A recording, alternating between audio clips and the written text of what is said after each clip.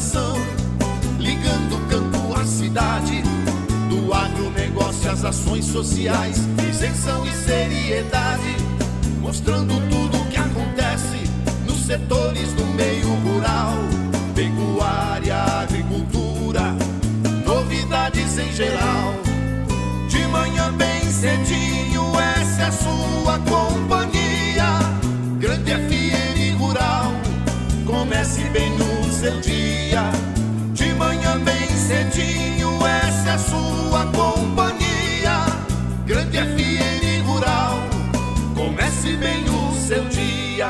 Bom dia, produtores rurais, bom dia, ouvintes da Grande FM. Estamos chegando com o programa desta segunda-feira, 31 de março de 2025. E ao longo do programa de hoje vamos destacar e falar da lagarta da soja que ameaça a produtividade e exige controle rigoroso. Moagem de cana no Centro-Sul cai 17,8% na primeira quinzena de março. Vietnã abre mercado de carne bovina para o Brasil. Alta do milho deve impactar a inflação em 2025, de acordo com a Datagro. Estes e outros assuntos você terá em detalhes em instantes aqui no Grande FM Rural. Forterra, plantando o futuro, com soluções mais completas, nosso agro, nossa terra.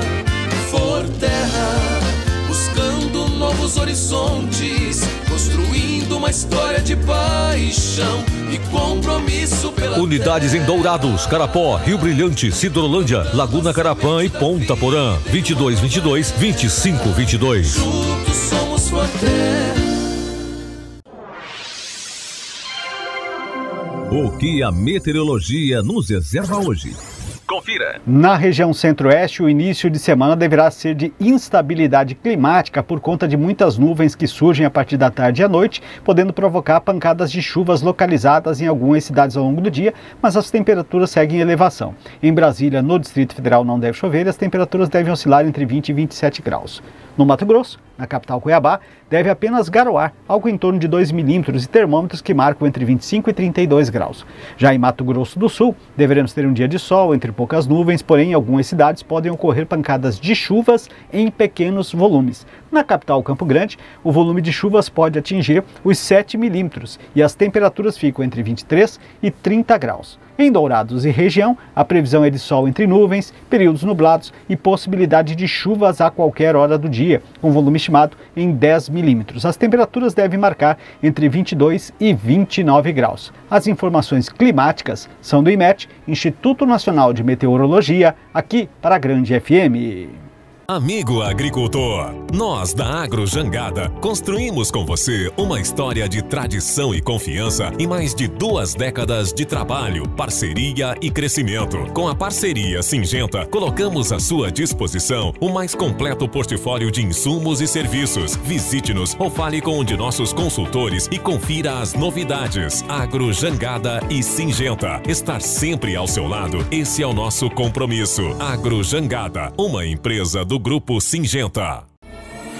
Ouça agora as cotações agropecuárias. Os preços futuros do minério de ferro caíram na sexta-feira passada em meio a preocupações crescentes com a guerra comercial, mas fecharam com ganho na base semanal, sustentados pelo fortalecimento da demanda pelo principal ingrediente de fabricação de aço na China, principal mercado consumidor do minério. O contrato de maio do minério de ferro, mais negociado na Bolsa de Mercadorias de Dalian, da China, encerrou as negociações do dia com queda de 0,19% a 785,05 ienes, ou 108,13 dólares a tonelada. O contrato ganhou 3,09% até agora nesta semana. O minério de ferro de referência para abril, também na Bolsa de Singapura, recuava 0,14%. Já os números do mercado agropecuário iniciam a semana assim como terminou na sexta-feira passada, com a arroba do boi gordo cotada a R$ 297. A vaca gorda está cotada a R$ 279. No setor de grãos, aqui em Mato Grosso do Sul, a saca de soja é comercializada a R$ 116,47. O milho, no mercado físico, é comercializado aqui no estado hoje a R$ 76. A saca, as informações do mercado agropecuário. O melhor para a lavoura é ter Singenta para ajudar. A marca da qualidade é Syngenta, vamos usar. Proteção para o cultivo, tranquilidade no colher. Syngenta é lucro certo que a Comid traz pra você. Proteja o seu cultivo prevenindo e curando doenças. Deixe sua lavoura muito mais vigorosa. Comid representa Syngenta para Dourados e região. A marca da lucratividade da sua lavoura. Produtor amigo, não duvide. Pensou Syngenta, procure a Comid. Consulte um agrônomo. As notícias do campo estão chegando para deixar você bem informado. A alta nos preços do milho e do diesel está entre os principais fatores de risco para a inflação brasileira em 2025, de acordo com o estudo da consultoria Datagro. A análise destaca que os ajustes nas cotações de commodities essenciais podem impactar o Índice Nacional de Preços ao Consumidor Amplo, pressionando os custos dos alimentos e combustíveis ao longo do ano. O milho é apontado como um dos principais fatores de pressão sobre os alimentos. O cereal é um insumo fundamental para a nutrição de aves, suínos e bovinos, e sua valorização impacta diretamente o custo da produção de proteínas animais. Em 13 de março, a saca de milho em Rondonópolis, no Mato Grosso, atingiu R$ 85,00, um valor 40% superior ao registrado um ano antes, que foi o maior início desde a guerra da Ucrânia de valores para este segmento. Os estudos da Datagro indicam que essa alta pode levar a inflação dos alimentos até 1,07% nos próximos 6 meses e acrescentar até 0,47% no IPCA geral no mesmo período. Além do milho, o diesel também é um fator de preocupação para a inflação. Apesar de seu passo relevante baixo do IPCA, o combustível tem grande influência no custo do frete do transporte rodoviário, impactando os preços, claro, dentro de diversas mercadorias. A recente alta de 6,29% no preço do diesel das refinarias, anunciada pela Petrobras, pode adicionar 0,29 ponto percentual à inflação geral acumulada em 12 meses e 0,77 ponto percentual ao grupo alimentação e bebidas até o fim de 2025. O impacto pode ser ainda maior, considerando o aumento já estipulado do ICMS sobre combustíveis, apontou a consultoria. Diante desse cenário, a Datagro avalia que, apesar das medidas anunciadas pelo governo e de um quadro de curto prazo relativamente controlado, há fatores que sustentam a expectativa de uma inflação acima do teto da meta estabelecida pelo Conselho Monetário Nacional neste ano de 2025.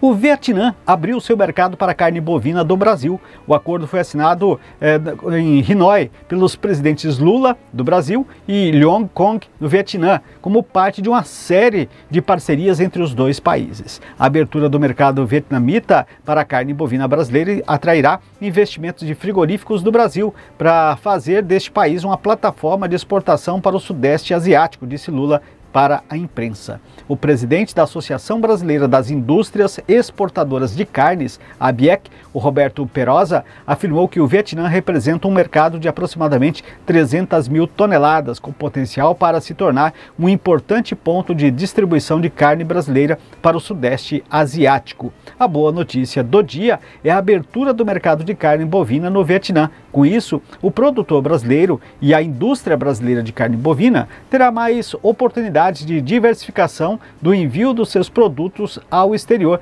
garantindo o abastecimento interno dentro do Brasil, complementando a sua renda com as suas exportações para os mercados da Ásia. Destacou os presidentes que também assinaram um plano de ação para a implementação de parceria estratégica que reúne os principais assuntos de interesse para a relação entre os dois países, como defesa, economia, comércio e investimentos para agricultura e segurança alimentar e nutricional, ciência e tecnologia e inovação, meio ambiente e sustentabilidade, transição energética e cooperação sociocultural e assuntos consulares.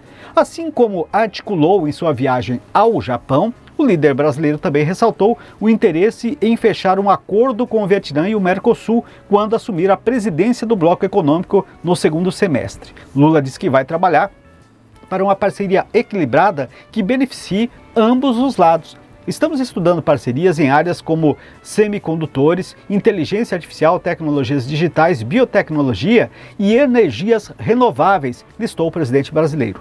Outro setor apontado por Lula para estreitar as relações entre Brasil e Vietnã é o café, já que ambos são os maiores produtores mundiais do grão. O presidente sugeriu uma cooperação em pesquisas para tornar o café mais resistente às mudanças climáticas. O Vietnã pode se beneficiar do Fundo Florestas Tropicais para Sempre, proposto pelo Brasil, e ser remunerado por seu esforço de preservação ambiental, disse o presidente brasileiro ao conversar com a imprensa.